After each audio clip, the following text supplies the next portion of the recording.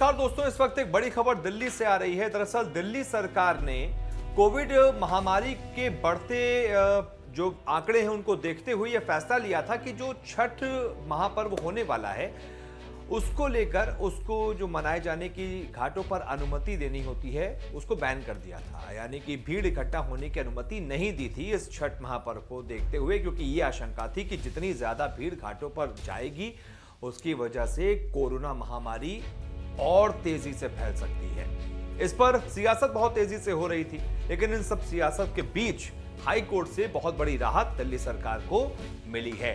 दरअसल दिल्ली सरकार के लिए ये एक गले की हड्डी साबित हो गया था फैसला, क्योंकि एक तरफ तो उसे कोरोना रोकना भी था, कोरोना के बढ़ते प्रसार को रोकना था, दूसरी तरफ जो दिल्ली में पूर्वांचलियों का एक बहुत बड़ा तबका है उसको देखते हुए उसके खिलाफ ये फैसला बताकर भारतीय जनता पार्टी और कांग्रेस सियासत कर रहे थे। लेकिन अब कोर्ट ने एक तरीके से यह साबित कर दिया है कि दिल्ली सरकार का फैसला बिल्कुल सही है। दरअसल कोर्ट में इस मामले को लेकर एक याचिका डाली गई थी कि दिल्ली सरकार का जो फैसला है उसको आप पलट दीजिए और छठ महापर्व मनाने की अनुमति दे दीजिए। लेकिन अनुमति न देते हुए इस याचिका को ठुकराते हुए हाईकोर्ट के जज ने यह कहा है कि अगर जिंदा रहेंगे तभी तो आप त्योहार मना पाएंगे। ये छोटी सी टिप्पणी के बहुत बड़े मायने हैं। जिंदा रहेंगे तभी आप त्योहार मना पाएंगे का मतलब है कि अभी आप क्या हालात देख नहीं रहे हैं, कितने बुरे हालात हैं कोविड महामारी के। लगातार एक के बाद एक रोजाना आंकड़े बढ़ते चले जा रहे हैं। रोजाना मौत के आंकड़े लगभग 100 के आसपास है, कभी 90, कभी 95, कभी 100, इतने के आसपास हैं। तो आप इन सारी चीजों को देखते हुए भी आप कैसे कह सकते हैं कि हजारों लोगों को, लाखों लोगों को आप भीड़ इकट्ठा करने की अनुमति दे दें?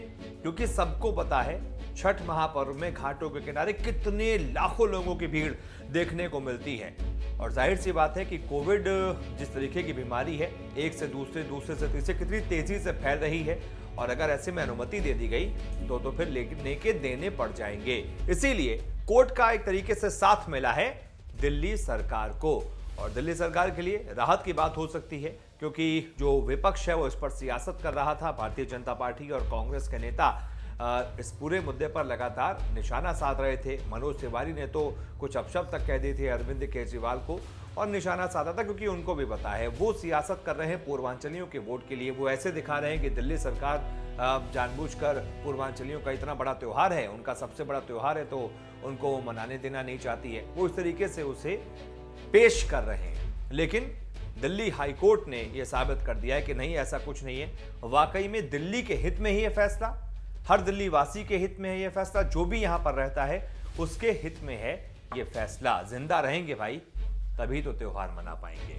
तो ये एक बहुत बड़ी राहत दिल्ली सरकार के लिए हाईकोर्ट से मिली है। इस खबर पर आपका क्या रिएक्शन है, जरूर हमें बताइएगा। ये जो फैसला दिया है, ये जो याचिका ठुकराई है कोर्ट ने, इस पर क्या कहना है? दिल्ली सरकार ने जो फैसला लिया है उस पर क्या कहना है? उस पर जो सियासत हो रही है वो क्या जायज है? उस पर भी अपनी राय जरूर हमें दीजिएगा। वीडियो को शेयर जरूर कीजिएगा, लाइक जरूर कीजिएगा और चैनल को सब्सक्राइब जरूर कीजिएगा। नमस्कार।